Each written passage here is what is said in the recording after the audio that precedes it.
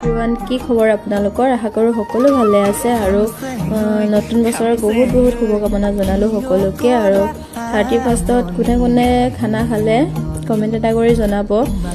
আমি খানা খোৱা নাই বাৰু, আমি আমাৰ ওচৰতে পথাৰখনতে ভণ্টিহঁতৰ লগতে অকণমান এনজয় কৰিলোঁ বছৰৰ শেষৰটো দিন বুলি।